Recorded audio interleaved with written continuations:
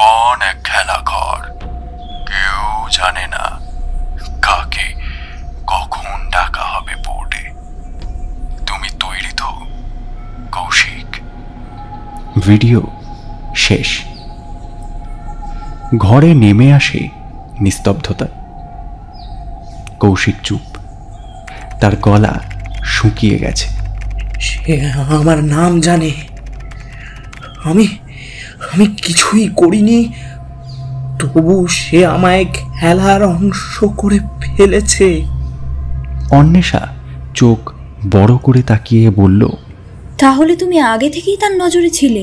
সন্তু বলল, ভাই, ভিডিওর মেটা ডেটা ঘাঁটতে গিয়ে এক আজব কোড পেলাম।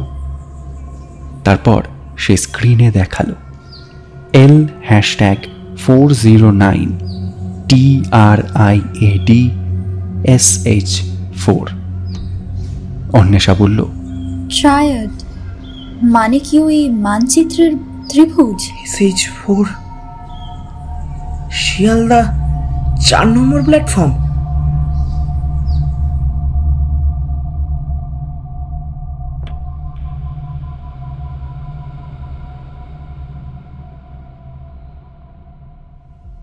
ধরুন প্রতিটা হত্যার পর থাকে একটা ধাঁধা। শহর বুঝতে পারে না এটা কোনো খেলা নাকি কোনো অন্ধকার প্রতিশোধ। আর শহরের ভিড়ে এক অচেনা মানুষ, একজন সাধারণ ব্যাংক কর্মচারী, হঠাৎ হয়ে যায় এই খেলার এক অদৃশ্য দাবার ঘুঁটি। তাহলে কি হবে? শুনতে থাকুন আমাদের আজকের গল্প। গল্প.in অরিজিনালসের সৌম্যজিৎ সরকারের লেখা ছায়ার কলকাতা 1।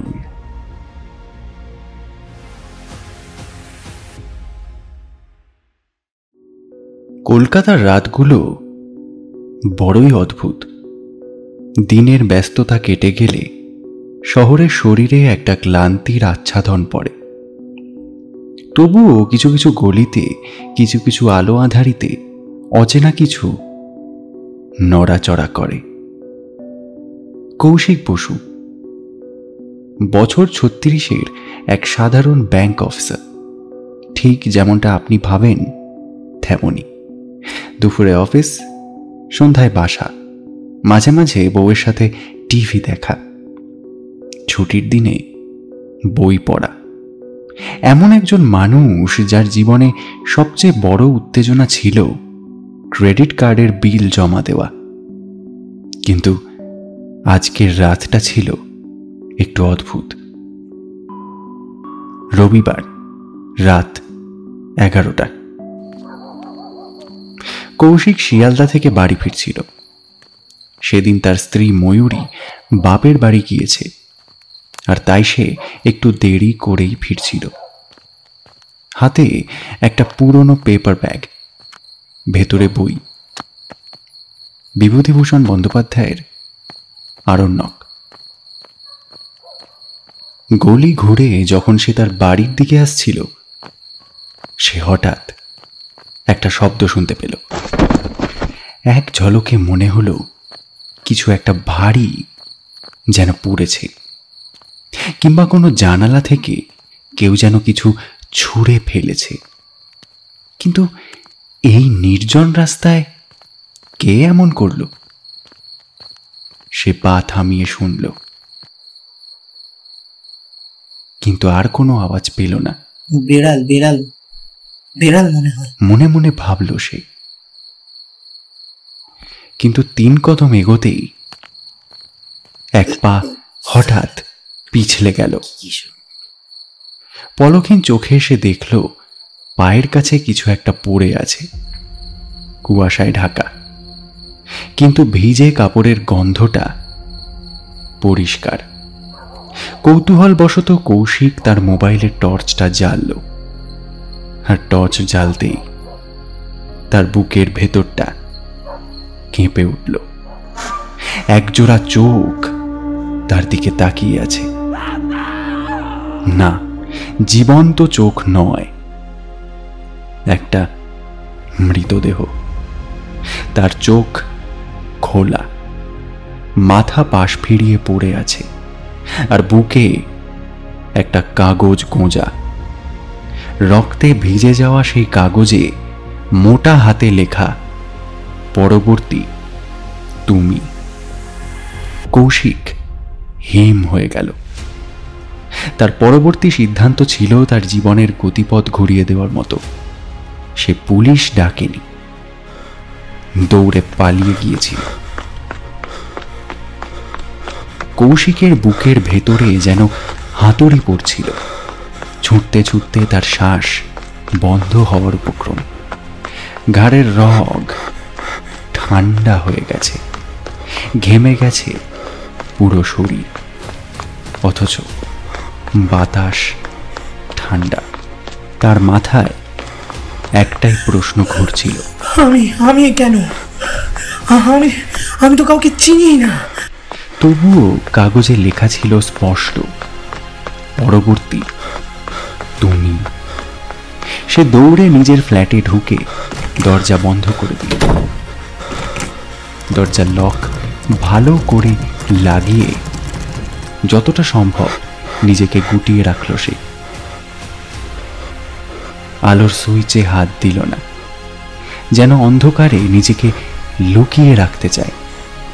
এক কোণে বসে ধীরে ধীরে নিঃশ্বাস ফেলতে চেষ্টা করল, যদিও বুকের ভেতরে তার আগুন জ্বলছে। টেবিলের ওপরে তার মোবাইলটা রাখা। সে নিতে গিয়ে থমকে গেল।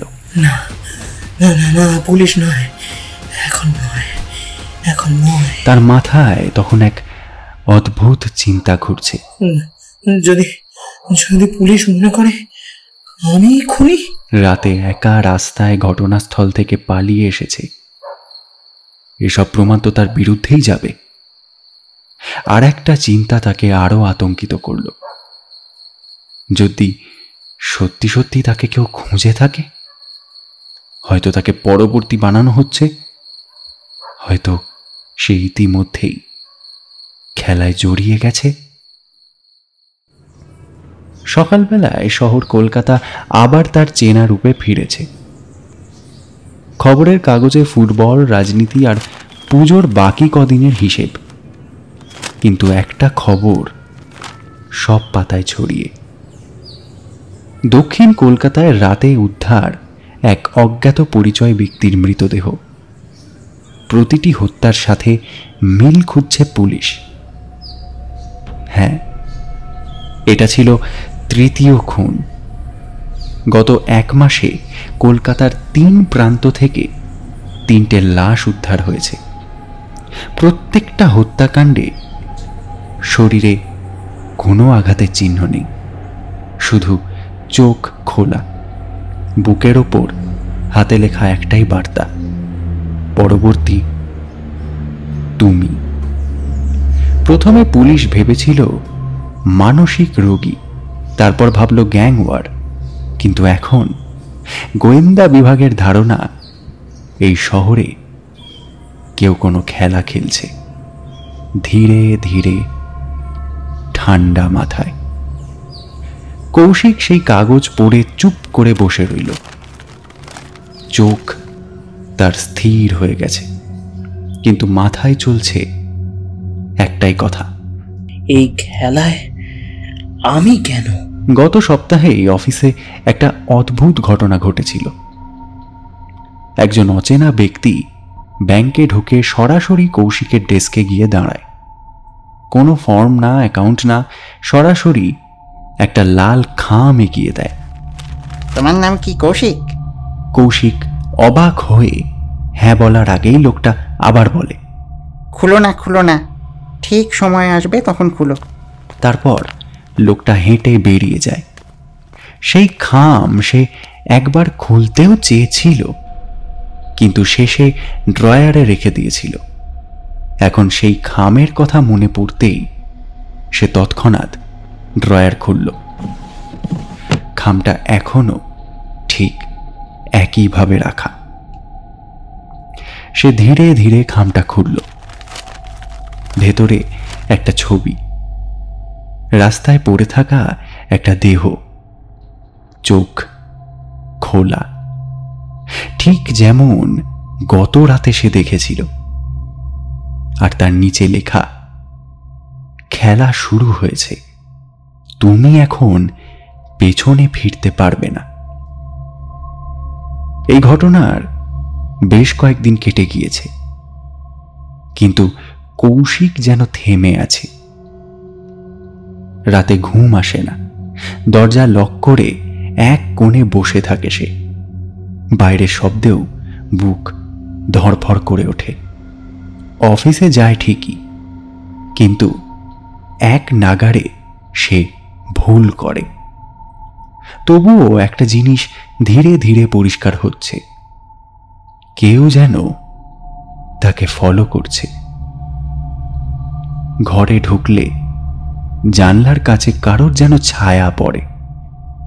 সকালে দরজার সামনে পড়ে থাকে ছেঁড়া পত্রিকার কোনো এক অংশ, যার নির্দিষ্ট খবরটা জুড়ে হাইলাইট করা, তৃতীয় হত্যার তদন্তে কোনো অগ্রগতি নেই। খুনির উদ্দেশ্য কি? কৌশিক জানে এই সমস্ত কিছু কাকতালীয় নয়। বিকেলটা ছিল অদ্ভুতভাবে শান্ত। কলকাতার কলেজ স্ট্রিটের একটা পুরনো বইয়ের দোকানে ঢুকেছিল কৌশিক। একটা পুরনো গোয়েন্দা গল্প হাতে তুলে যখন পাতা উল্টাচ্ছে, তখন পাশে দাঁড়ানো একটা গলা বলে উঠল, আপনি কি কৌশিক বসু? সে চমকে তাকালো। সামনে একজন নারী, বয়স 40-এর কাছাকাছি, মুখে আত্মবিশ্বাস আর চোখে ক্লান্তি। গায়ে হালকা কফি রঙের শাড়ি, কাঁধে চামড়ার ব্যাগ। আমি অন্বেষা মিত্র, ক্রাইম রিপোর্টার। আপনি কি জানেন আপনি একজন সিরিয়াল কিলারের টার্গেট? কৌশিকের ঠোঁট শুকিয়ে এলো। সে কিছু বলার আগেই অন্বেষা বলল, তবে আপনি একা নন। আমি গত 1 বছর ধরে তাকে খুঁজছি। এখন আমরা দুজন, সে একজন। এই সিরিয়াল কিলার একটা খেলা খেলছে। তাকে আমি ছায়া মানব বলি, কারণ ওর আসল পরিচয় কারো জানা নেই। কিন্তু প্রতিটা খুনের পর সে একটা করে ছায়া ফেলে রেখে যায়, একটা ধাঁধা, একটা ইঙ্গিত, পরবর্তী শিকার কে হতে পারে তা জানিয়ে। তুমি জানো কৌশিক, এই খুনের সাথে আমার একটা ব্যক্তিগত যোগ আছে। প্রথম ভিকটিম ছিল আমার ছোট ভাই। কৌশিক শোনে স্তব্ধ হয়ে। অন্বেষা ব্যাগ থেকে একটা ডায়েরি বার করল। ডায়েরিতে পেন দিয়ে কিছু একটা এঁকে দেখালো। একটা নিখুঁত গোল চিহ্ন, মাঝখানে ছোট করে লেখা 04।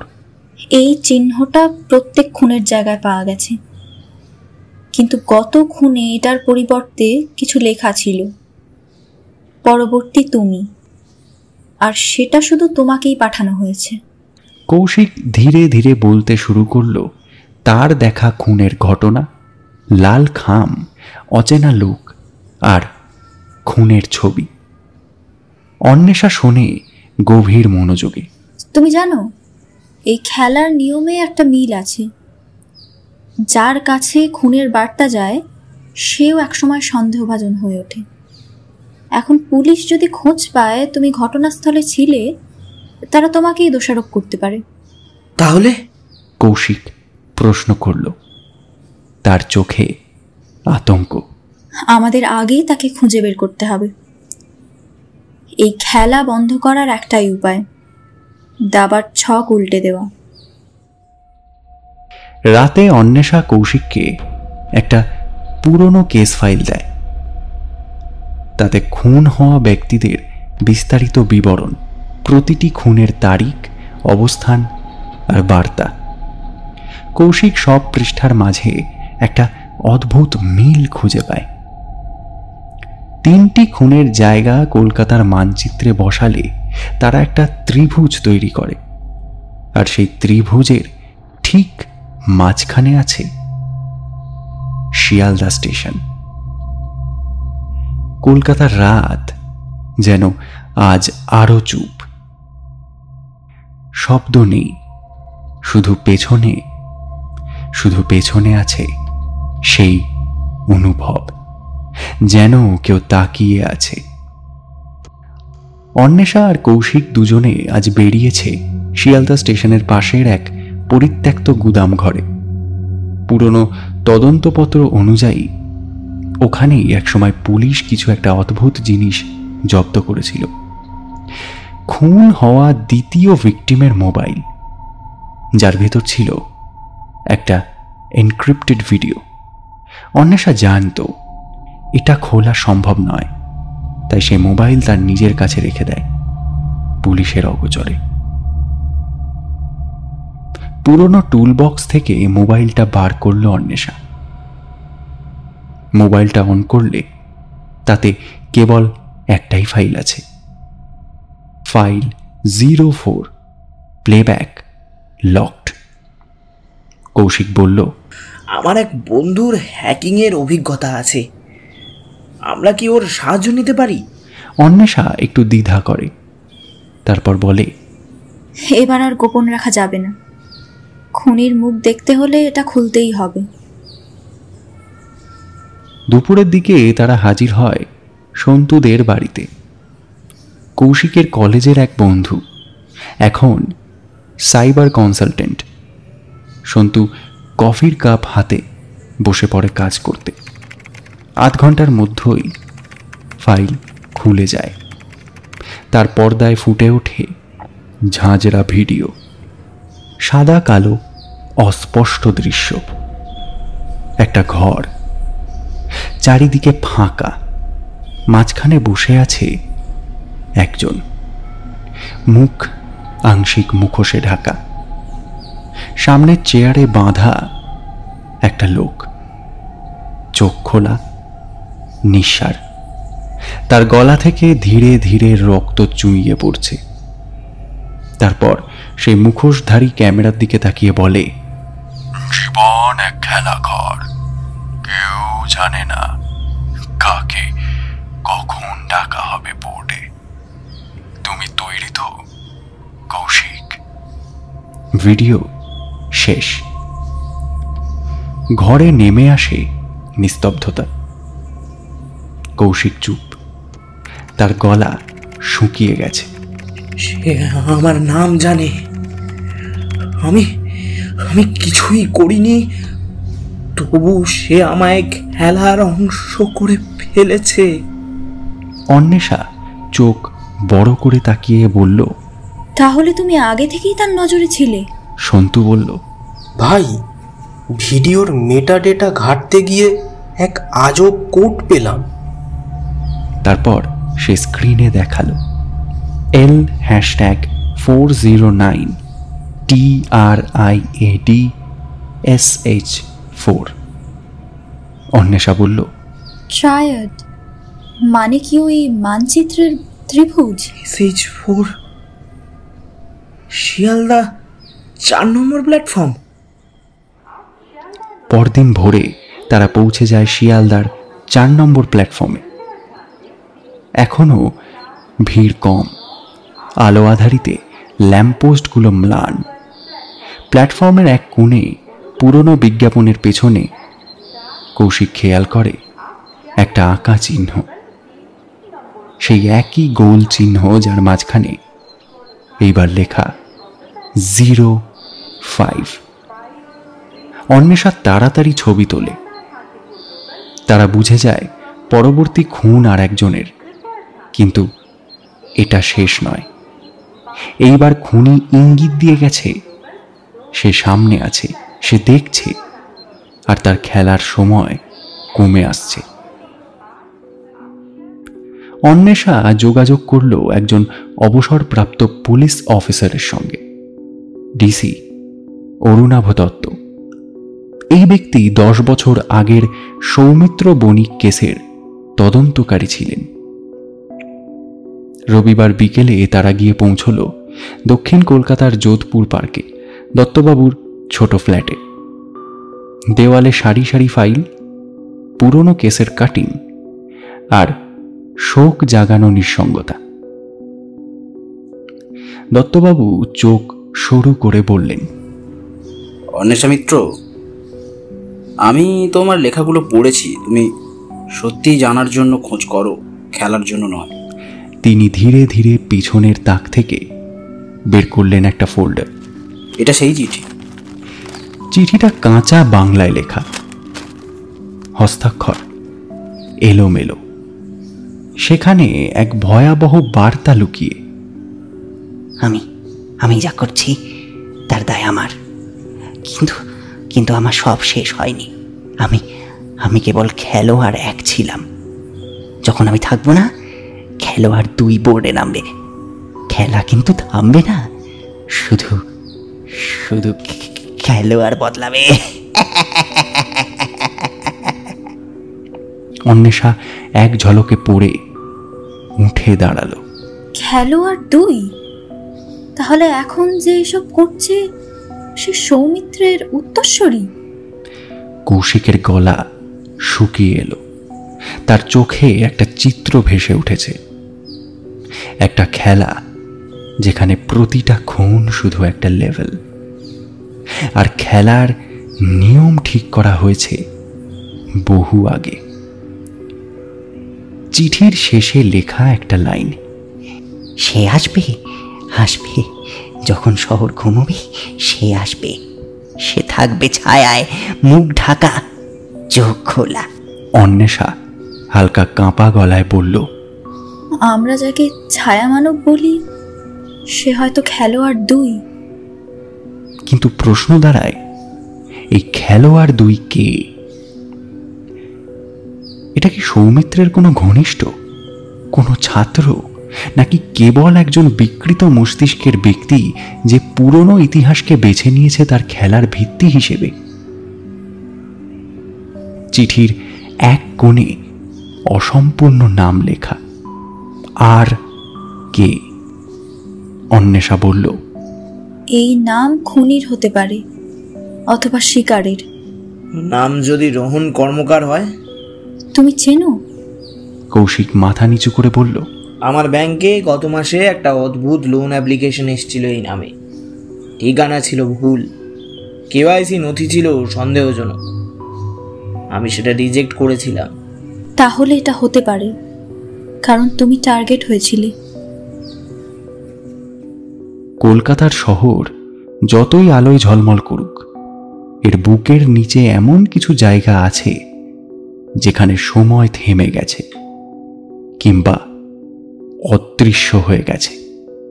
অন্বেষা ও কৌশিক রওনা দেয় শহরের উত্তরে অবস্থিত রামপুরা মানসিক পুনর্বাসন কেন্দ্র নামের এক পরিত্যক্ত সাইকিয়াট্রিক ইনস্টিটিউশনের দিকে। সেখানে শেষবার সৌমিত্র বণিক কাউকে দেখা করতে চেয়েছিল মৃত্যুর কিছুদিন আগে। নামমাত্রই পূর্বাসন কেন্দ্র, এখন জায়গাটা বছরের পর বছর বন্ধ। তার চারপাশে গাছগাছালি সব গ্রাস করে ফেলেছে, ছাদ ভেঙে পড়া, জানলায় জং ধরা শিক, তার দেওয়ালে প্যাকেট সিমেন্টের গন্ধ। সেখানে এখনো মিশে আছে পচা ওষুধের গন্ধ। কৌশিকের হাতে টর্চ, অন্বেষার হাতে মোবাইলের ক্যামেরা। ভিতরে ঢুকে তারা দেখে ঘরের দেওয়ালে কালচে ছোপ, ভাঙা খাট আর বন্ধ জানালা। পেছনের একটা ঘর একদম আলাদা, লোহার দরজা এখনো শক্তভাবে আটকানো। ঘরের ভেতরে একটা কাঠের আলমারি, খুলতেই একটা ছোট খাতা খসে পড়ল। পৃষ্ঠায় শুধু আঁকা বাঁকা দাগ, সাধারণ চোখে কিছুই বোঝা যায় না। কিন্তু পেছনের পাতায় একটা শব্দ বারবার লেখা, আর কে, আর কে, আর কে। আর তার নিচে একটা শব্দ, ডায়েরি 6/0 কোড। অন্বেষা মুখ গম্ভীর করে বলল, এই খাতা যার সে আর কে নামের কারোর প্রতি অন্ধভাবে আচ্ছন্ন ছিল। এটা হয়তো খুনির মনস্তাত্ত্বিক পূর্বসূত্র। আর একটা ঘরে তারা পায় একটা পুরনো ভাঙা প্রজেক্টর। কৌশিক মেঝেতে পড়ে থাকা ছেঁড়া ক্যাসেট দেখে। লেবেলে লেখা পেশেন্ট RK/21/10 সেশন 3। সন্তু দেকে ফোনে ডেকে তারা ক্যাসেটটি ডিজিটাল ফরম্যাটে রূপান্তরিত করায়। ভিডিওতে দেখা যায় একজন রোগী, চুল এলোমেলো, চোখে শূন্যতা, গলা খাটো কোটে ঢাকা, মুখটা অস্পষ্ট কারণ ফুটেজটা ঘোলা। কিন্তু একজন মনোচিকিৎসক প্রশ্ন করছেন, তুমি তো বলেছিলে খেলা কেউ তোমাকে শিখিয়েছে। লোকটি মাথা নাড়ে, তারপর বলে, সে বলেছিল আমি পরবর্তী, আমি দ্বিতীয় খেলোয়াড়, আমি শুধু শুরুর জন্য তৈরি করছি। সে কে? সে খেলার প্রেতাত্মা। ভিডিও শেষে মনোচিকিৎসক বলেন, এই রোগী নিজের নাম মনে রাখতে পারে না, কিন্তু কাগজে বারবার লেখে রোহন কর্মকার। আমরা নিশ্চিত নই যে এটা তার নাম নাকি তার গুরুর নাম। অন্বেষা নিচু গলায় বলে, তাহলে আর কে শুধু একজন নয়, দুজনও হতে পারে। একজন শিষ্য আর একজন গুরু। এই খেলা শুরু হয়েছে অনেক আগেই। সাইকিয়াট্রিক ফাইলের ভেতরে তারা পায় একটা তারিখ লেখা নোট, 6 সেপ্টেম্বর, উৎসবের আগের সন্ধ্যা। আর একটা বাক্য, শেষ খেলা, মাঝরাতে। অন্বেষা চিৎকার করে বলে ওঠে, এটা চতুর্থ খুনের 3 দিন আগে লেখা হয়েছিল। তাহলে খুনি সব পরিকল্পনা আগেই লিখে রেখেছিল। কৌশিকের গলা কাঁপছে। আমরা কি একটা প্যাটার্ন ধরতে পারছি? সকালে কৌশিকের ঘুম ভাঙল প্রচণ্ড মাথা ধরা নিয়ে। রাতে এসে ভালোভাবে ঘুমোতে পারেনি।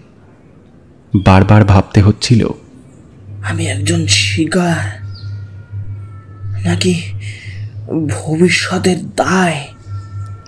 অন্বেষার থেকে একটা মেসেজ এসেছিল, আজ সন্ধ্যায় আমার সঙ্গে চলো, ক্যালকাটা মেমোরিয়াল লাইব্রেরি, ওখানে কিছু খোঁজ পেয়েছি। এই লাইব্রেরি শহরের প্রান্তে, মূলত এককালীন ব্রিটিশ অফিসারদের ব্যক্তিগত কালেকশনের সংরক্ষণের জন্য প্রতিষ্ঠিত। এখন পরিত্যক্ত বললেই চলে, তবে সেখানে মাঝে মাঝে কেউ কেউ যায় পুরনো চিঠিপত্র, রেকর্ড বা গোপন ইতিহাস খুঁজতে। সন্ধ্যা নেমে এসেছে। অন্বেষা ও কৌশিক লাইব্রেরিতে প্রবেশ করে পেছনের ভাঙা অংশ দিয়ে। ভিতরে ঠান্ডা, ঘরে ধুলো আর ছাঁচের গন্ধ। কাঠের তাকগুলো প্রায় সবই ভাঙা। একপাশে একটা পুরনো কার্ড ক্যাটালগের কাঠের কেস পড়ে আছে। অন্বেষা বলল, গত সপ্তাহে একজন পুরনো গ্রন্থ গবেষক এখানে এসেছিলেন। উনি বলেন একটা রহস্যময় খাতা খুঁজে পেয়েছিলেন, যেখানে হাতে লেখা কিছু নাম ছিল, তারিখ সহ। কিন্তু তিনি সে খাতা কাউকে না দেখিয়ে হঠাৎ হারিয়ে যান। তারা একসাথে খুঁজতে আরম্ভ করল। হঠাৎ একটা ধুলো জমা টেবিলের নিচে একটা মোটা খয়েরি চামড়ার একটা খাতা খুঁজে পেল কৌশিক। খাতার উপর কিছুই লেখা নেই। খুলতেই দেখা গেল সব হাতে লেখা। প্রথম পাতায় শুধু একটা শিরোনাম, বাছাই শেষ, খেলা চলছে। তার নিচে নাম, পাশে তারিখ, শুভেন্দুনাথ 3/7/2025, রত্না পাল 17/7/2025, অনিলেশ চৌধুরী 28/7/2025, কৌশিক বসু 10/8/2025, অন্বেষা মিত্র 17/8/2025। দুজনের নিঃশ্বাস বন্ধ হয়ে গেল। তারাও তালিকায় আছে এবং তারিখ চলছে।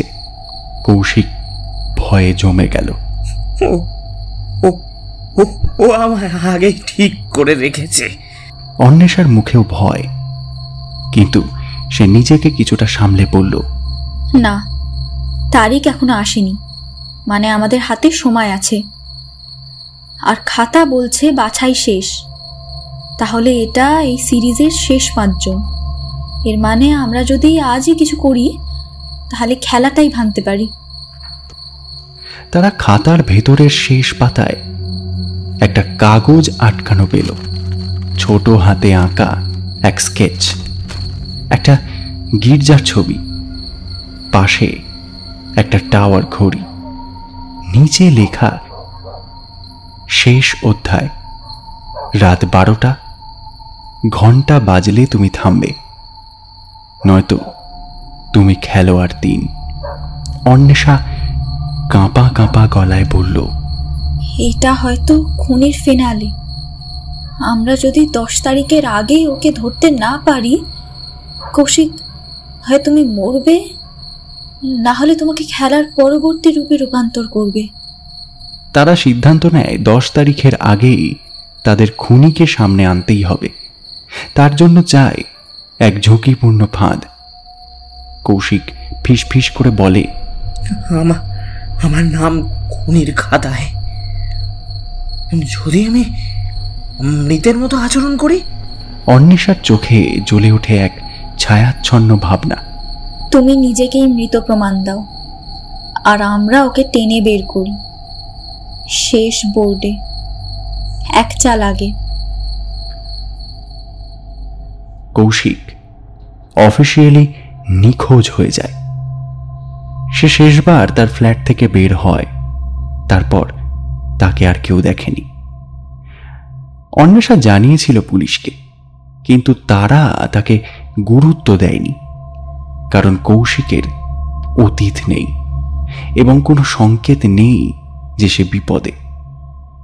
কৌশিক তার ফোনটা বন্ধ করে দেয় আর একটা ফেক আইডি তৈরি করে শহরের অন্ধকার অংশে লুকিয়ে থাকে। অন্বেষা বন্ধুদের সাহায্যে একটা ছোট্ট গোপন ঘর তৈরি করে শহরের পুরনো বস্তিতে। এখানে রাখা হয় কৌশিকের জিনিসপত্র, কিছু ভুয়ো ক্লু, এমনকি তার শেষ কিছু বার্তা, যা সোশ্যাল মিডিয়াতে ছড়িয়ে দেখা হয়। সবই খুনিকে টানে সেই জায়গায় আসতে। বসে বসে তারা চোখ রাখে ঘরের বাইরে। রাত 12টা নাগাদ হঠাৎ দূরের গাছপালার ছায়া ভেদ করে একটা অচেনা ব্যক্তি ধীরে ধীরে সামনে আসে। মুখ চোখ অব্দি ঢাকা, হাতে একটা ছোট্ট ব্যাগ। অন্বেষা ফিসফিস করে, সে এসেছে। কৌশিক মনোযোগ দিয়ে দেখে, তার বুক কেঁপে ওঠে। যখন খুনি ঘরে ঢুকে বলে, তুমি কি সত্যি মৃত? শুনে কৌশিক ধীর গলায় বলল, যখন মৃত্যু নকল হয় তখন জীবনের খেলায় আসল অস্ত্র। খুনি হেসে ওঠে, তোমাকে ধরতে হলে আমাকে ধরতে হবে আগে, খেলা এখনো শেষ হয়নি। ঘরের মধ্যেও তারা চারপাশ লক্ষ্য করে। চারিদিকে লুকোনো ক্যামেরা আর মাইক। অন্বেষা ও কৌশিকের হাতে কিছু গোপন ডিভাইস। খুনির প্রতিটা শব্দ, প্রতিটা নড়াচড়া লাইভ মোডে পুলিশের কাছে যাচ্ছে। ঘরের ভেতরে হঠাৎ বাতাস থেমে গেল। কৌশিক ও অন্বেষার চোখে আগুন। মুখোশধারী খুনির মুখোশও যেন শীতল হেসে ওঠে। খুনির গলা ঝনঝন করে। তুমি ভাবলে আমি একা? আমি সেই ছায়া যাকে তুমি ভাবছো, কিন্তু আমার পেছনে আছেন আরো কেউ। তাহলে বলো, তোমার পেছনে কে? কারা তোমাকে খেলা খেলতে সাহায্য করে? এক মুহূর্ত থেমে খুনি খুলে দিল মুখোশ, এবং মুখোশ খুলতেই অন্বেষা আর কৌশিকের চোখে যেন ধাঁধা লাগলো। ঘরের ভেতরে শ্বাসরুদ্ধকর নীরবতা। অন্বেষা ও কৌশিক দুজনেই বন্দুকের মতো প্রস্তুত, কিন্তু খুনি মুখোশ খুলতে যেতেই বাতাসে যেন ছুরি কাটা যায়। মুখোশটা ধীরে ধীরে খুলে এলো। মুখোশের নিচে অবসরপ্রাপ্ত ডিসি অরুণাভ দত্ত। কিন্তু সে হাসেও না, কাঁদেও না, শুধু বলে। কৌশিক চমকে ওঠে। তুমি ছায়া মানব নও? তাহলে তাহলে তুমি কেন এসব করেছো? দত্তবাবু শান্ত গলায় আবার বলে, আমি শুধু সেই খেলার এক বংশধর, যেটা শুরু হয়েছিল শহরের অন্ধকারে।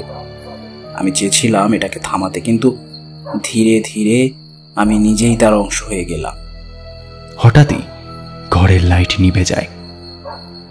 এক মুহূর্ত, তারপর প্রজেক্টর স্ক্রিনে ভেসে ওঠে একটা মুখ, মুখোশ পরা একটা মুখ, কিন্তু ভয়াবহভাবে পরিচিত কণ্ঠে। তোমরা ভাবছো খেলা শেষ? এটা তো শুধু একটা চাল। খেলোয়াড় 2 পুরনো, এখন খেলোয়াড় 3 শুরু হবে। সবাই স্তব্ধ। কণ্ঠটা খুব পরিচিত যেন তাদের। না, এটা সম্ভব না। ভিডিওতে সেই মুখোশধারী আবার বলে, কৌশিক, তুমি তো জানো, তুমি তো কেবল খেলার অংশ ছিলে না, তুমি তো নির্বাচিত হয়েছ। তুমি জানো না, কিন্তু তুমি সেই ছোট্ট ছেলেটা যার বাবাকে এই শহরের অন্যায় শোষণ করেছিল। তুমি সেই আগুন। আমি শুধু তাকে পথ দেখিয়েছি। কৌশিক হঠাৎই দাঁড়িয়ে পড়ে। তার মাথায় যেন বজ্রপাত হয়। তার স্মৃতির গহনে যেন ফুটে ওঠে বাবার মুখ, একটা পুরনো দগ্ধ ছবি, আর একটা ছেলেবেলা ট্রমা যা সে ভুলে গিয়েছিল। অন্বেষা কাঁপা কণ্ঠে বলে, কৌশিক, তুমি কি জানো এই খেলার শুরু কোথা থেকে? কৌশিক চুপ, তার চোখ ভেজা। সে ফিস ফিস করে, আমি নিজেই খেলোয়াড় 3। স্ক্রিনে মুখোশধারী আবার বলে, তুমি সব ভুলে গেছো। তাই তো আমি তোমাকে মনে করাচ্ছিলাম। এখন তুমি ঠিক করো, তুমি খেলা শেষ করবে নাকি চালিয়ে যাবে। দত্তবাবু চোখ বড় করে তাকিয়ে বলেন, এটা ছিল পুরো খেলাটার মূল উদ্দেশ্য, একটা উত্তরসূরি তৈরি করা। তুমি হলে সেই আদর্শ ছায়া মানব। ঘরে আবার আলো জ্বলে ওঠে। কৌশিক নিঃশ্বাস ফেলতে পারছে না। সে পায়ের কাছে পড়ে থাকা লাল খামটা তুলে ধরে, খুলে দেখে ভেতরে শুধু একটা আয়না আর তার নিজের প্রতিবিম্ব। পাশে লেখা, শেষ খেলোয়াড় কেবল তখন জন্ম নেয় যখন সে নিজেকেই খুনি ভাবে। তুমি কি প্রস্তুত? কৌশিক ধীরে ধীরে পিছু হাঁটতে থাকে। অন্বেষা বন্দুক তুলে ধরে। তুমি জানো তুমি কি করতে চলেছ? কৌশিক তাকিয়ে বলে, না, আমি এই খেলা চালাবো না। আমি এর শেষ হব। আমি মানুষ হিসেবে বাঁচতে চাই, ছায়া হিসেবে নয়। সে আয়নাটা ভেঙে ফেলে। পুলিশ এসে দত্তবাবুকে গ্রেপ্তার করে। চলুন, এই ওনাকে ওদিক দিয়ে ধরো। এই তুমি চলো, ওকে ধরো। ঠিক আছে, আপনাদের সাথে পরে কথা বলবো। অন্বেষার কৌশিকের প্ল্যান অনুযায়ী পুলিশ ধারে কাছেই ছিল। সাড়া পাওয়া মাত্রই পুলিশ এসে দত্তবাবুকে গ্রেপ্তার করে, কিন্তু পর্দার পেছনের সেই আসল খুনির পরিচয় মেলে না। অন্বেষা বলে, খেলোয়াড় 2 ধরা পড়েছে, কিন্তু খেলোয়াড় 3 তো এখনো নামেনি। হয়তো একদিন আর এক ছায়ার নিচে আর এক কৌশিক জন্ম নেবে।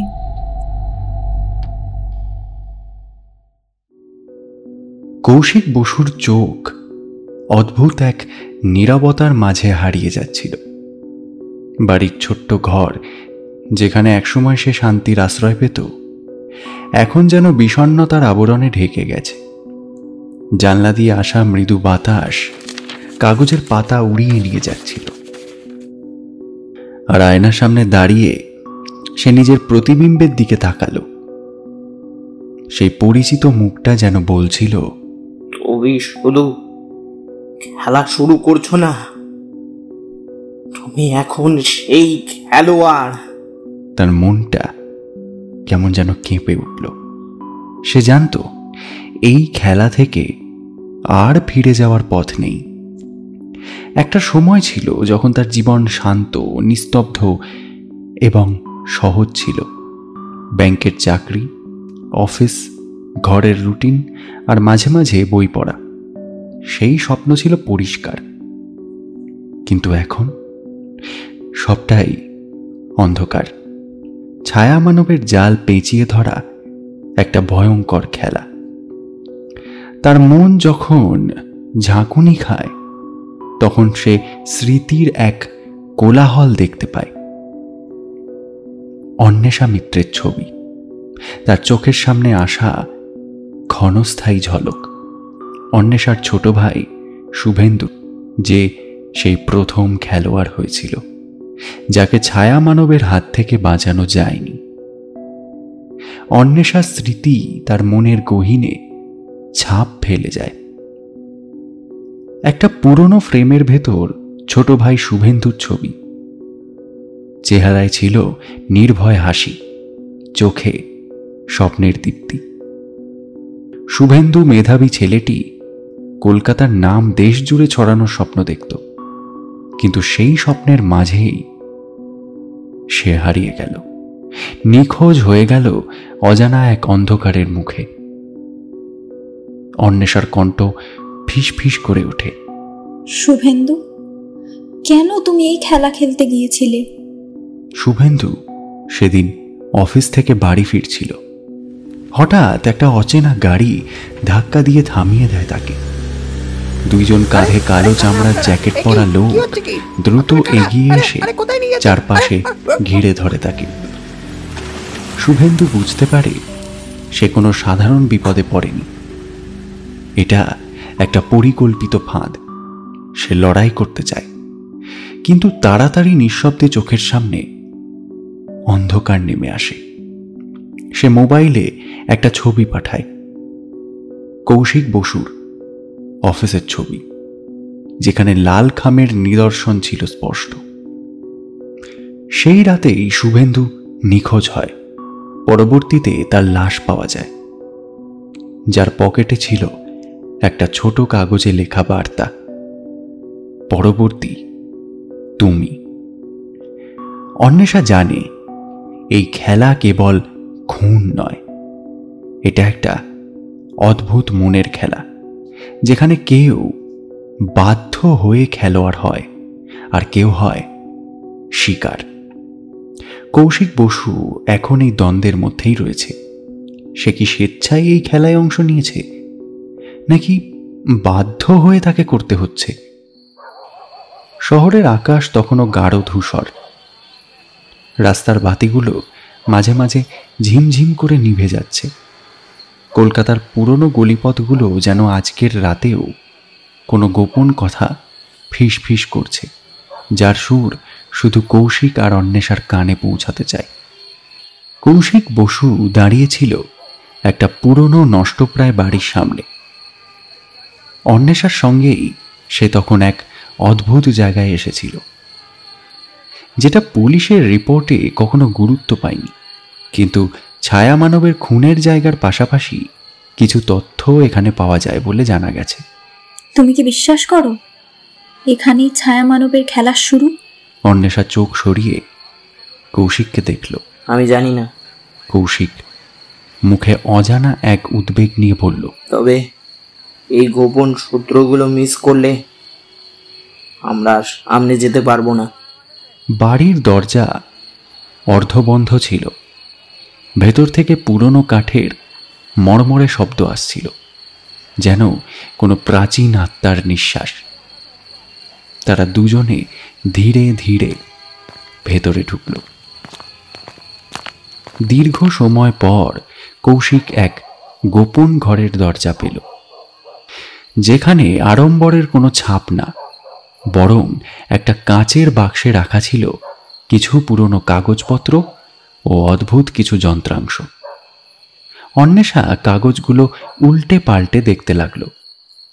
সেখানে ছিল খেলার প্রথম ভিকটিমদের তথ্য, স্থানীয় গোষ্ঠী ও পুলিশ রিপোর্টের ফাঁক ফোকর। এই অন্ধকার গোষ্ঠী, তারা যাদের সাথে যুক্ত তাদের অনেকেই শহরের ক্ষমতাধর, যারা নিজেদের গোপন কাজকর্ম চালায়। কৌশিক মাথা নাড়ল। এদের বিরুদ্ধে দাঁড়ানো মানে একেবারে শহরের গহ্বরে ঢুকে যাওয়া। আর তাই আমাদের খুব সতর্ক হতে হবে।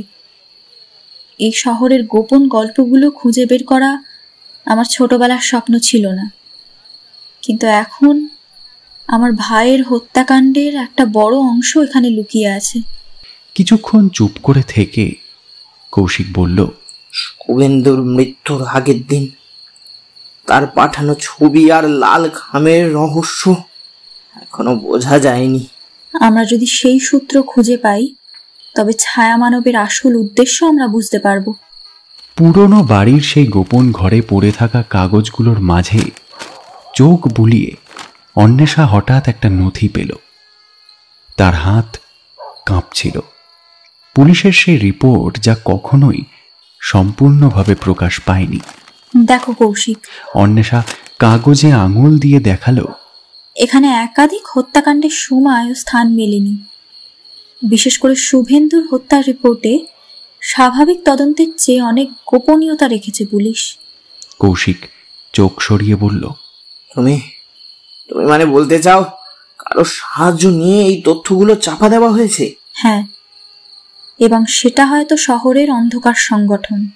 এই অন্ধকার সংগঠন ছিল এক প্রভাবশালী গোষ্ঠী, যার মূল লক্ষ্য শহরের অপরাধ দমন নয়, বরং নিজের রাজনৈতিক এবং আর্থিক স্বার্থ রক্ষার জন্য অপরাধকে নিয়ন্ত্রণে রাখা। তারা শহরের গোটা ব্যবস্থা নিয়ন্ত্রণ করত, পুলিশ, প্রশাসন, ব্যবসা, সবকিছু। অন্বেষা হঠাৎ স্মৃতির এক কোলাহলে হারিয়ে গেল। ছোটবেলায় বাবার সাথে একবার সে শুনেছিল এই গোষ্ঠীর গল্প, কিভাবে তারা একসময় শহরের গোপন খেলা চালাতো, যেখানে নিরীহ মানুষদের খেলোয়াড় বানিয়ে মেরে ফেলা হতো। শুভেন্দু হয়তো এই খেলায় ইচ্ছা ছাড়া যুক্ত হয়েছিল, আর সেটাই তাকে টেনে এনেছিল এই অন্ধকার গভীরে।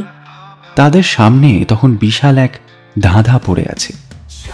এই খুনগুলো শুধুই শিকারদের শারীরিক বিনাশ নয়, বরং শহরের বিকৃত মানসিকতা ও শুদ্ধির এক অসাধারণ পরিকল্পনা।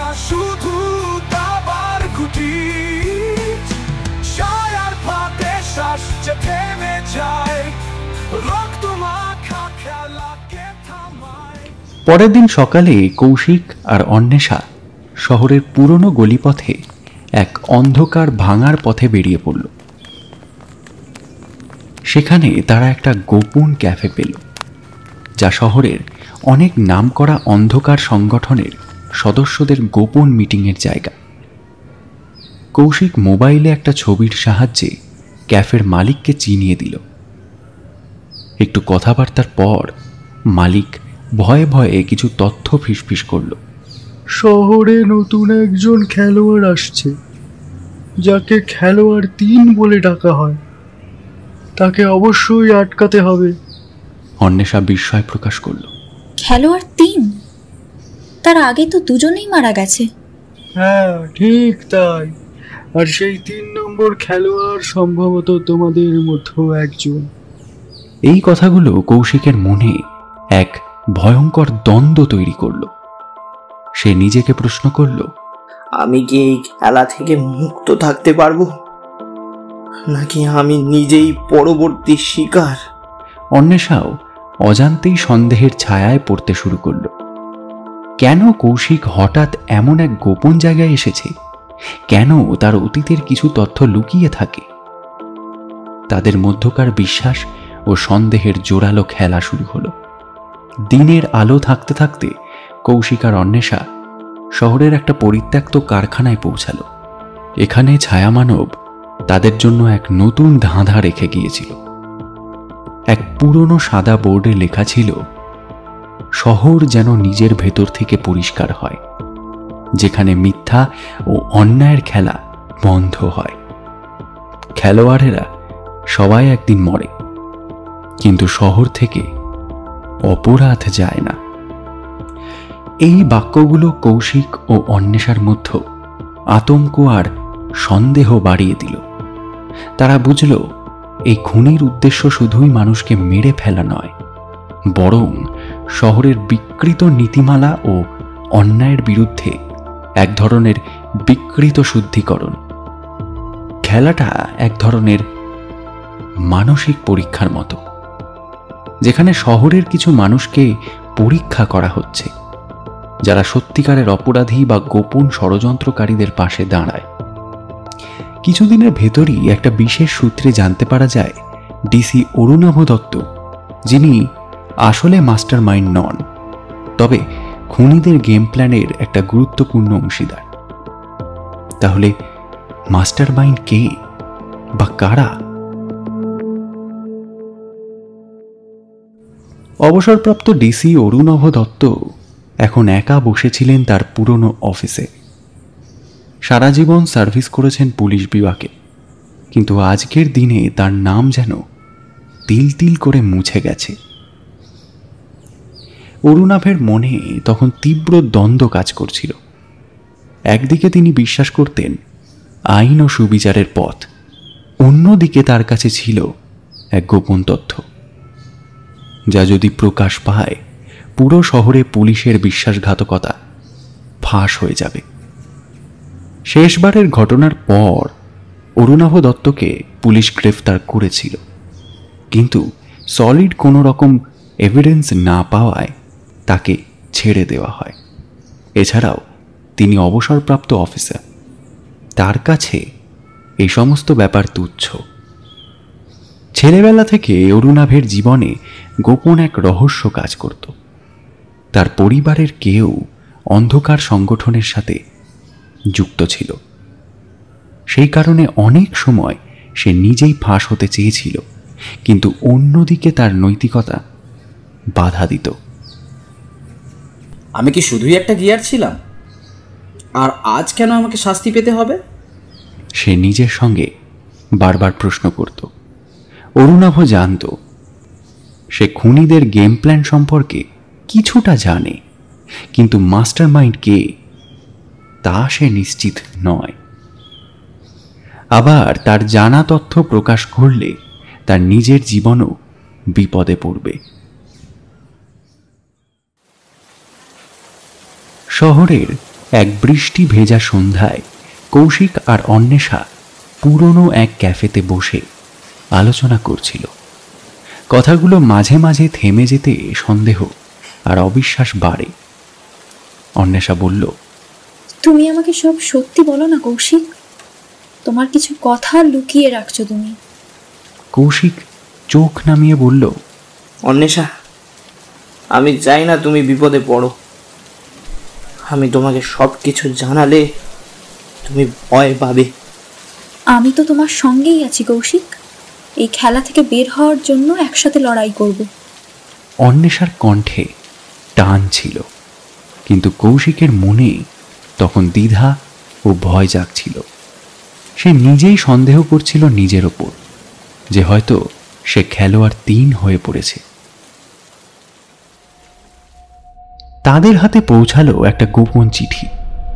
সেখানে সেই অজ্ঞাত পরিচয়ের ছায়ামানব লিখেছে, শহরের অপরাধ দমন নয়, আমি চাই এই শহরকে, শুদ্ধি চাই এই শহরকে। খেলোয়াড়রা শুধু খেলা নয়, শহরের প্রতিচ্ছবি। চিঠির ভাষায় ধাঁধা ছিল, যা বোঝানো হচ্ছিল এই খুনের আসল লক্ষ্য সামাজিক অনাচার এবং অসত্যের বিরুদ্ধে এক বিকৃত প্রতিশোধ। অর্থাৎ শহরের বিভিন্ন অপরাধীর প্রতি ছায়ামানব তার বিচার চালাচ্ছে, কিন্তু তার বিচার পদ্ধতি একেবারে অমানবিক। এক গোপন বৈঠকে ডিসি অরুণাভের সঙ্গে দেখা হলো এক অজানা ব্যক্তির।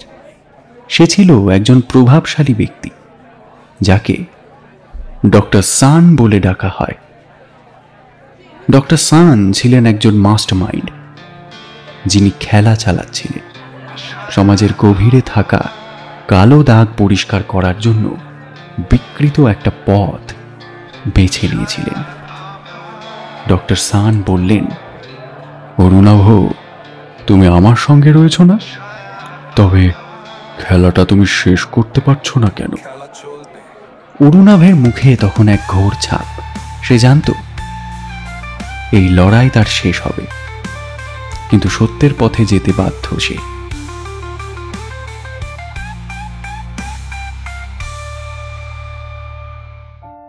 কৌশিকের দিনগুলো একেবারে অন্য রকমের হয়ে উঠেছে। নিঃসন্দেহে সে এখন বুঝতে পারছিল খেলোয়াড় 1 আর 2 এর পথ তার পিছু ছাড়বে না। শহরের অন্ধকারে আটকে যাওয়া কৌশিকের বুকে এক ভয়ঙ্কর দ্বন্দ্ব জেগে উঠল।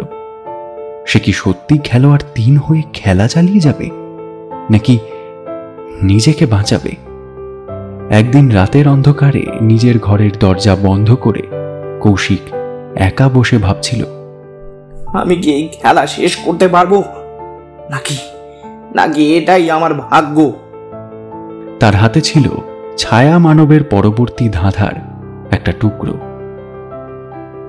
যা জানালো শহরের বড় বড় অপরাধীদের মধ্যে অনেকে এখনো মুকুট পরে আছেন, আর তাদের বিরুদ্ধে লড়াই করতেই হবে। অন্বেষার মনে ফিরে আসলো তার ছোটবেলাকার ছবি। তার বাবা একজন সৎ পুলিশ কর্মকর্তা, যিনি শহরের একটা বিশাল অপরাধ গোষ্ঠীর বিরুদ্ধে লড়াই করেছিলেন। সেই লড়াইয়ের পেছনে অন্বেষার বাবার রহস্যজনক মৃত্যু হয়।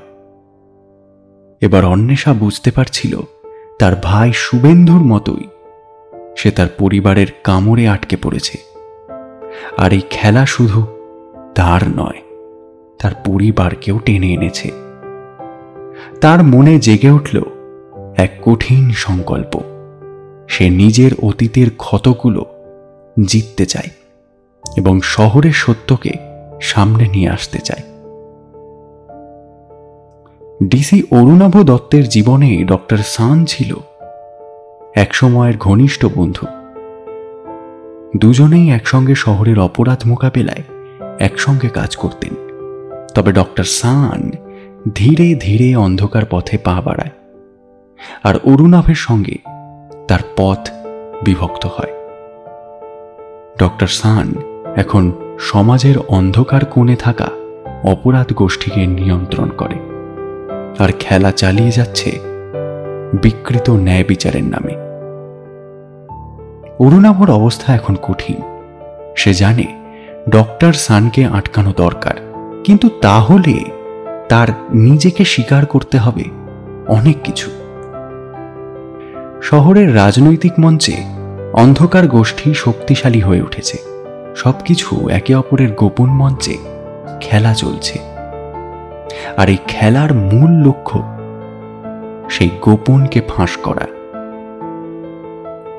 কৌশিক ও অন্বেষা ধীরে ধীরে বুঝতে পারছে শহরের অপরাধের মূল সুরক্ষা ব্যবস্থা এতটাই শক্ত যে তাদেরকে সরাসরি আঘাত করা মুশকিল। তাই খেলোয়াড় 3 হিসেবে কৌশিকের সামনে একটা কঠিন প্রশ্ন। সে কি সরাসরি লড়বে নাকি খেলাটার নিয়ম মেনে খেলা চালিয়ে যাবে? রাতের নিস্তব্ধতায় কৌশিক নিজের ঘরের একটা কোণে বসেছিল। তার মাথায় বারবার ভেসে উঠল খেলোয়াড় 3 হিসেবে নিজেকে গ্রহণ করার কথা। কিভাবে সে খেলায় নামবে, কতটা নিরাপদ, আর কিভাবে নিজেকে ভেতর থেকে গুটিয়ে রাখতে হবে? আমি কি এই খেলা চালিয়ে যাব নাকি নিজেকে বাঁচাবো? তার মনে প্রশ্নগুলো ঘুরপাক খাচ্ছিল। তখনই তার চোখ পড়ল অন্বেষার ছোট্ট একটা চিঠির দিকে। সেটাই লেখা ছিল, আমাদের পরিবার শুধু ভাগ্যহীন নয়, আমাদের অতীতের কিছু গোপন সত্য শহরকে দাগিয়ে রেখেছে।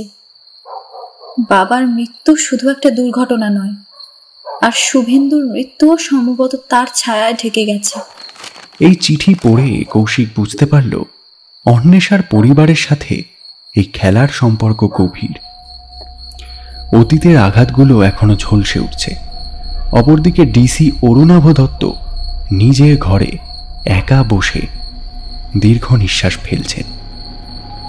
তার স্মৃতির পাতায় ফিরে যাচ্ছিল ডক্টর সান, যে একসময় তার সবচেয়ে কাছের বন্ধু ছিল। অরুণাভ মনে মনে বলল, তুমি কি এত দূরে চলে গেছো বন্ধু? ডক্টর সান এখন এক অন্ধকার শক্তির প্রতীক। তার হাতে লুকোনো আছে শহরের অনেক অপরাধ ও গোপন রাজনৈতিক কৌশল। অরুণাভর মাঝে গোপন বেদনা, বন্ধু থেকে শত্রুতে রূপান্তরের সেই বেদনাদায়ক স্মৃতি তাকে বারবার কষ্ট দিচ্ছে। শহরের রাজনীতি ও অপরাধের জটিল জালে এখন প্রায় সবাই আটকা পড়েছে। ব্যবসায়ীরা, পুলিশ আধিকারিকেরা, রাজনীতিবিদরা সবাই যেন একটা অদৃশ্য বৃত্তে বন্দী। আর সেই বৃত্ত থেকে বেরিয়ে আসতে চাইলেই খেলার অংশ হতে হয়। কৌশিকের সামনে এখন একটা কঠিন সিদ্ধান্ত। আমি কি সঠিক পথে আছি নাকি এই শহরের অন্ধকারেই হারিয়ে যাব? কলকাতার আকাশ আজ কালো মেঘের আড়ালে, যেন সব আলো ধীরে ধীরে নিভে যাচ্ছে। রাস্তায় ল্যাম্পপোস্টগুলো ভিজে থাকা ফুটপাতে মৃদু আলোর দাগ ফেলে, কিন্তু সেই আলো একেবারে ছড়িয়ে পড়ছে না। শহরের গলিপথগুলো আজকাল যেন এক গভীর নিঃশ্বাসের মধ্যে হারিয়ে যাচ্ছে। নিঃশ্বাস যার ভেতর লুকিয়ে আছে ভয়, সন্দেহ আর অজানা একটা ষড়যন্ত্রের ছায়া। কৌশিক, অন্বেষা এবং ডিসি অরুণাভ দত্ত, তারা 3 জন আজ একত্রে শহরের এক অন্ধকারে নামতে চলেছে, যেখানে মৃত্যুর খেলা চলছে। আর সেই খেলায় সারা শহর যেন এক বিপজ্জনক জালের মধ্যে আটকা পড়েছে। তাদের তদন্তের একদিন ছিল একেবারে ভিন্ন। পুরনো ধুলো জড়ানো পুলিশের আর্কাইভ অফিসের দরজা ধীরে ধীরে খোলা হলো। ভেতরে ঢুকতেই একটা গন্ধ পাওয়া গেল, ধুলো আর পুরনো কাগজের গন্ধ, যা যেন দিনের পর দিন জমে থাকা ইতিহাসের নিদর্শন। ডিসি অরুণাভ দত্ত কাগজের স্তূপের মধ্যে হাত বোলাতে বোলাতে বললেন, এই নথিগুলো আমরা আগে কখনো দেখিনি। দেখো, এখানে একাধিক হত্যাকাণ্ডের রিপোর্ট, কিন্তু বেশিরভাগই অদ্ভুতভাবে মুছে ফেলা হয়েছে। কৌশিক মনোযোগ দিয়ে দেখে বলল, হত্যাগুলো যেন একে অপরের সঙ্গে ছদ্মবেশে যুক্ত, কিন্তু পুলিশি তদন্তগুলো আলাদা আলাদা পথে এগিয়েছে। অন্বেষা ফাইল থেকে চোখ তুলে নোটিশ বোর্ডের দিকে তাকালো, যেখানে ছোট ছোট সংকেত আর রহস্যময় কিছু চিহ্ন আঁকা ছিল। তার চোখ বড় হয়ে গেল। এখানে আসলে একটা গেম চলছে। এটা দাবার খেলা, যেখানে প্রতিটি খুন একটা চাল, আর সেই খেলায় আমরা সবাই নিউ। অন্বেষা সেই সংকেতগুলো ঘন ঘন দেখে বুঝতে পারল এগুলো কোনো সাধারণ কোড নয়। এতে লুকোনো আছে এক ধরনের গাণিতিক ও মানসিক পরীক্ষা। শহরের এই খুনগুলো একসাথে একটা মানসিক পরীক্ষার মতো, যা দেখে মাস্টারমাইন্ড নিজে সঠিক খেলার চাল ঠিক করছে। বুঝতে হবে প্রতিটা খুনের পেছনে মানসিক চাপ, ভয় আর পরীক্ষার মিশ্রণ। মানে আমাদের বিরুদ্ধে শুধু একটা খুনই নেই, একটা পুরো সিস্টেম আমাদের বন্দি করেছে। এক সন্ধ্যায় শহরের এক প্রান্তে অবস্থিত এক পুরনো পরিত্যক্ত ভবনে তারা পৌঁছালো। বহু বছর আগের এই ভবনটি ছিল একসময়ের জোরালো এক রাজনৈতিক দলের অফিস। এখন তা ধ্বংসপ্রাপ্ত, গাছের মধ্যে সেটা ঢাকা পড়ে রয়েছে। ভেতরে ঢোকার সঙ্গে সঙ্গে ঠান্ডা বাতাস মুখে লেগে গেল, আর ভেতরের অন্ধকারে যেন ফিস ফিস করছে অতীতের অনেক অজানা গল্প। তারা ঘুরে দেখতে লাগলো। পরিত্যক্ত ভবনের ছাদ থেকে উদ্ধার করা হলো একটা নোটবুক, পাতা ছিঁড়ে যাওয়া, কিন্তু প্রতিটি শব্দে যেন গা শিউরে ওঠার মতো রহস্য। অন্বেষা বলল, এই নোটবুকটা মাস্টারমাইন্ড নিজে লিখেছে। এখানে তার চাল, পরিকল্পনা আর শহরকে খেলোয়াড় হিসেবে কি করে ব্যবহার করতে হবে তার বিস্তারিত নির্দেশনা। এই নোটবুকের প্রতিটি পাতা যেন একটা ধাঁধা, আর আমাদের কাজ হচ্ছে সেই ধাঁধার প্রতিটি টুকরো খুঁজে বের করা। তাদের সঙ্গে ছিল কিছু গুরুত্বপূর্ণ প্রমাণ এবং নথি। সেই রাতেই যখন তারা শহরের এক নির্জন এলাকা থেকে বাড়ি ফিরছিল, তখনই তাদের গাড়িতে একটা বিশাল বিস্ফোরণ হয়। ডিসি অরুণাভ দত্ত চিৎকার করে বললেন, এখন থেকে আর কোনো সহায়তার আশা রাখা যাবে না। কেউ আমাদের সাহায্য করবে না, কেউই বিশ্বাসযোগ্য নয়। ডিসি অরুণাভ দত্তের দক্ষতার জন্য তারা সেই যাত্রায় বেঁচে যায়। বিস্ফোরণ হওয়ার আগে অরুণাভ দত্ত বুঝতে পারেন গাড়িতে বোম আছে, তাই সুযোগ বুঝে তারা গাড়ি থেকে লাফিয়ে পড়ে। তার দীর্ঘ ক্যারিয়ারের অভিজ্ঞতায় তারা এই যাত্রায় প্রাণ ফিরে পান। কৌশিকের মাথা ঘুরে গেল ভয়ে, আর ঠিক তখনই ফোন বেজে উঠল। একটা অপরিচিত কণ্ঠ বলল, তুমি যতই লড়ো খেলা থামবে না, তোমার ওপর অপেক্ষা করছে পরবর্তী চাল। তাদের প্রতিটি পদক্ষেপ এখন যেন সাপের ছোবল থেকে বাঁচার মতো। অন্বেষা হঠাৎ উদ্ধার করল মাস্টার মাইন্ড ডক্টর সানের ডায়েরির একটা পাতার খসড়া, যেখানে লেখা, খেলা কখনো শেষ হয় না, শুধু নতুন রূপ নেয়। কৌশিক মনে করল, আমরা শুধু এই খেলা শুরু করিনি, আমরা এর অন্তিমের দিকে ধেয়ে যাচ্ছি। শহরের অন্ধকার গলিপথগুলো এখন এমন এক রাতে যেখানে এক একটা বাতি নিভে যাওয়ার আগের মুহূর্তে ধোঁয়াটে আলো ছড়াচ্ছিল।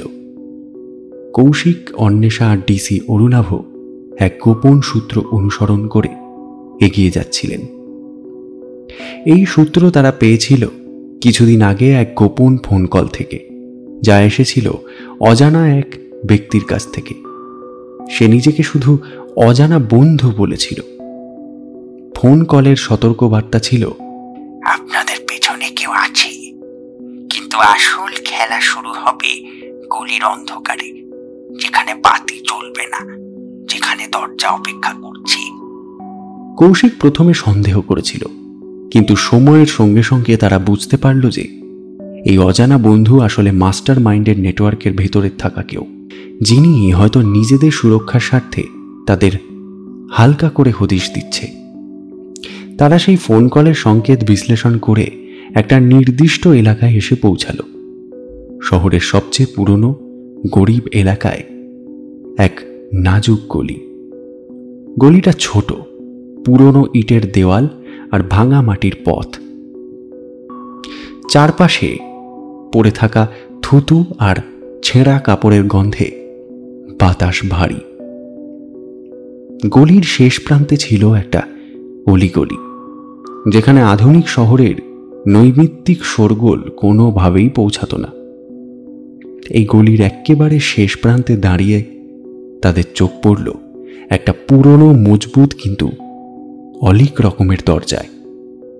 দরজার পিঠে চিরচেনা কোনো তালা বা খোঁচা ছিল না, বরং দরজাটার মাঝখানে ছোট ছোট অদ্ভুত একরকম চিহ্ন আঁকা ছিল, যেগুলো তারা আগে পুলিশের নথিতে দেখেছিল। মাস্টার মাইন্ডের লোগো কিংবা সিগনেচার। অন্ধকারে সেই চিহ্নগুলো যেন আলো ছড়াচ্ছিল, বা অন্তত তাদের চোখে তেমনই লাগছিল। অন্বেষা ফিসফিস করে বলল, আমরা ঠিক জায়গায় এসেছি, এটাই মাস্টার মাইন্ডের আস্তানা। কৌশিক জানত এই দরজা খুললেই আর ফিরে আসার পথ থাকবে না। এই ছিল সেই সংকেত যার জন্য এতদিন তারা অপেক্ষা করছিল। কিন্তু সেই সংকেতের সঙ্গে আসছিল একটা বিশাল ঝুঁকি। ডিসি অরুণাভ মাথা নেড়ে বললেন, আমরা জানি একবার এদিক দিয়ে প্রবেশ করলে আমাদের সামনে অবাধ্য অন্ধকার এবং মৃত্যুর খেলা অপেক্ষা করছে। কৌশিক বলল, এখন থেকে আমাদের লড়াই শুরু। আমাদের সামনে অপেক্ষা করছে এমন কিছু যা আমাদের চিন্তা ভাবনার বাইরে, কিন্তু যদি আমরা না এগিয়ে যাই কখনোই সত্য জানতে পারবো না। দরজার পাশে থাকা এক পুরনো সিক্রেট লক খুলতে তারা কয়েক মিনিটের চেষ্টা করল। অবশেষে একটা ক্লিক শব্দে দরজাটা ধীরে ধীরে খোলা শুরু হলো। ভেতরের অন্ধকার তাদের সামনে বিস্তৃত হয়ে গেল, আর সেই অন্ধকারের ভেতর তারা দেখতে পেলেন একটা সরু সিঁড়ি, যা নিচের গভীরে নামছিল, যেন শহরের তলদেশে এক অন্য জগতের দরজা খুলে দিয়েছে। সিঁড়ির প্রতিটা ধাপ পেরোনোর সঙ্গে সঙ্গে কৌশিকের বুক ধুকধুক করতে লাগলো। প্রত্যেকটা পদক্ষেপ যেন একটা নতুন ধাঁধা, নতুন পরীক্ষা। অন্বেষার কণ্ঠে মৃদু আতঙ্ক মিশ্রিত সতর্কবাণী, সতর্ক হও, এখানে প্রতিটা শব্দ, প্রতিটা ছায়া হয়তো আমাদের বিপদে ফেলবে। ডিসি অরুণাভ দত্ত সামলে বললেন, আমাদের সুরক্ষা এখন শুধু নিজেদের মধ্যে এবং আমাদের ধৈর্যের উপর নির্ভর করছে। তাদের সামনে অসংখ্য দুষ্কৃতির ছায়া, বিপজ্জনক ফাঁদ, আর এমন এক গোপন আন্ডারগ্রাউন্ড বেসামরিক জগৎ যেখানে মাস্টার মাইন্ডের নেটওয়ার্ক লুকিয়ে রয়েছে। শহরের অন্ধকারের হৃৎপিণ্ড। এইভাবেই তাদের কাছে মাস্টার মাইন্ডের আস্তানার প্রবেশপথ আসে। কিন্তু এখনো শেষ নয়, কারণ ভেতরে প্রবেশের আগে তাদের আরো অনেক প্রতিকূলতার সম্মুখীন হতে হবে। তাদের সামনে গলির সেই দরজা খোলার পরেই শুরু হয়েছিল অদ্ভুত কিছু ঘটনা। প্রতিটা ধাপ এগোলেও যেন কেউ আড়ালে থেকে তাদের পিছু নিঃশব্দে তাড়া করছে।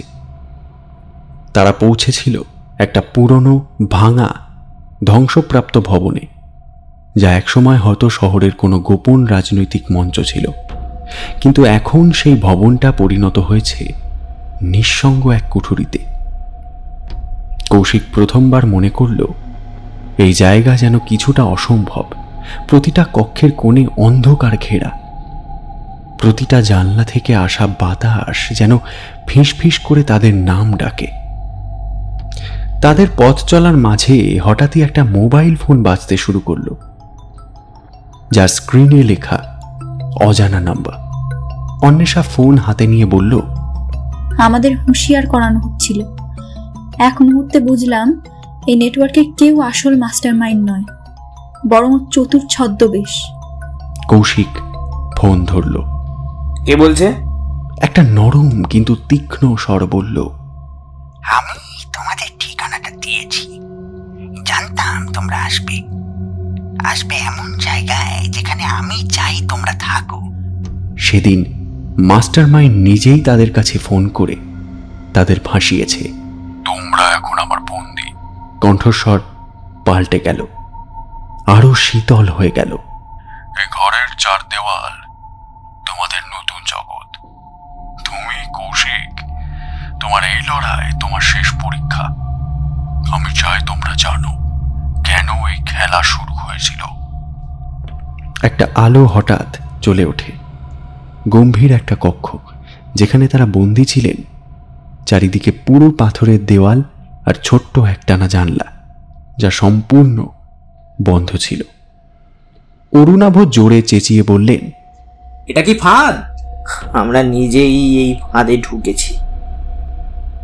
মাস্টার মাইন্ড আমাদের যেন নিজের হাতে বন্দি করেছে, আর সেটা পুরোপুরি পরিকল্পিত। কৌশিক ধীরে ধীরে বলল। হঠাৎই দেওয়ালে বড় আকারের স্ক্রিন জ্বলজ্বল করতে শুরু করলো, আর সেখানে ছিল মাস্টার মাইন্ডের মন গড়া ভিডিও বার্তা। আমি ডক্টর সান। এই শহরকে আমি নিজের খেলার মঞ্চ বানিয়েছি। তোমরা বুঝতে পারবে এই খেলা শুধু হত্যার খেলা নয়, এটা একটা বিক্ষোভ, একটা প্রতিবাদ, যেখানে আমি শহরের মলিনতা উন্মোচন করছি। তিনি বললেন, গেমের পেছনের আসল উদ্দেশ্য সামাজিক অসাম্যের বিরুদ্ধে বিদ্রোহ, যেখানে অপরাধী আর রাজনীতিবিদদের এমন এক জালে বেঁধে ফেলা হবে যা কেউ ছাড়াতে পারবে না। কিন্তু তোমাদের জন্য এই আস্তানায় হবে তোমাদের প্রথম চূড়ান্ত পরীক্ষা। তোমরা বন্দী, বেষ্টিত, আর তোমাদের সামনে অপেক্ষা করছে এমন সত্য যা তোমাদের পরবর্তী পদক্ষেপকে নির্ধারণ করবে। তোমরা ভাবো তোমাদের লড়াই শেষ, কিন্তু আসল খেলা এখান থেকেই শুরু। স্ক্রিন নিভে যাওয়ার সঙ্গে সঙ্গে দরজার লকগুলো ঝনঝন করে বন্ধ হয়ে গেল।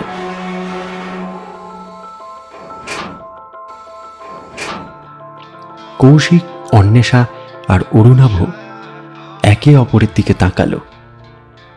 প্রতিটি চোখে হতাশা, কিন্তু সাথে অন্ধকারেও আশা জ্বলছিল। এই বন্দি অবস্থায় তারা বুঝতে পারল তারা মাস্টার মাইন্ডের হাতে একদমই নতুন এক চতুর ফাঁদে জড়িয়েছে। কেউ জানত না এই বন্দিত্ব তাদের জন্য শেষ না, বরং এক নতুন অধ্যায়ের সূচনা। শহরের খেলা থামবে না, আর ডক্টর সান থাকবে ছায়ার মতো আড়ালে, নতুন ছক কষে।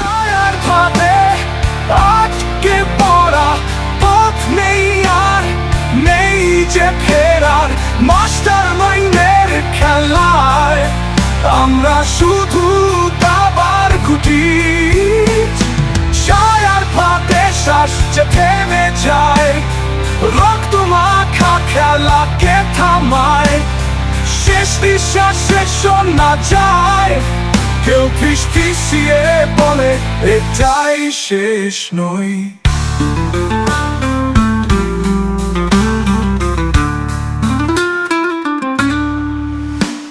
দরজার পারে বন্ধ কপাট, ঘড়ির কাঁটা থেমে গেছে রাত, অদৃশ্য চোখে নজর কার, ছায়ার ছদ্মবেশে এক একটা ধাঁধায় মরে যায় আলো, ভয় আর ক্রোধে ঘেরা কালো, উত্তর খোঁজে মন, মৃত্যু এসে নেবে শেষে।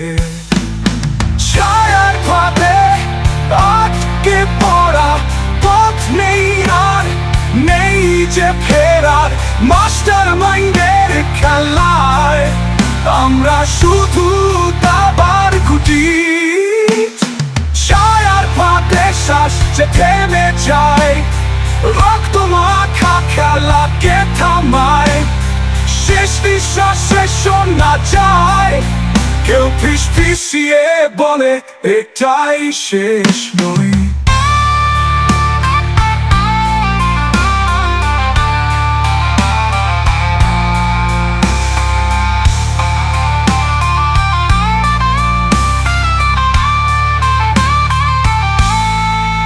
তুমি ভাবো শেষ হয়ে গেছে সব, কিন্তু খেলায় বাকি আছে নতুন রূপ।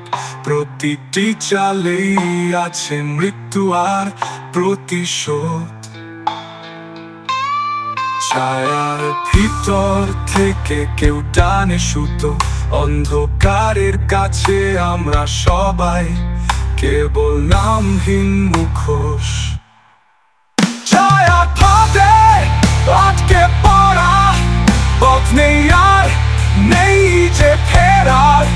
মাস্টার মাইন্ডে খেলায় আমরা শুধু দাবার গুটি। ছায়ার ফাঁদে শ্বাস যে থেমে যায়, রক্ত মাখা খেলাকে থামায়।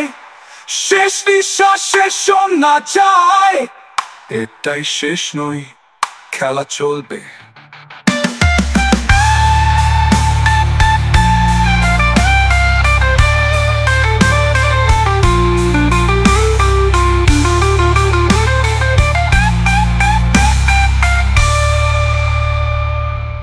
আমরা খুব শীঘ্রই ফিরব ছায়ার কলকাতা 2 নিয়ে।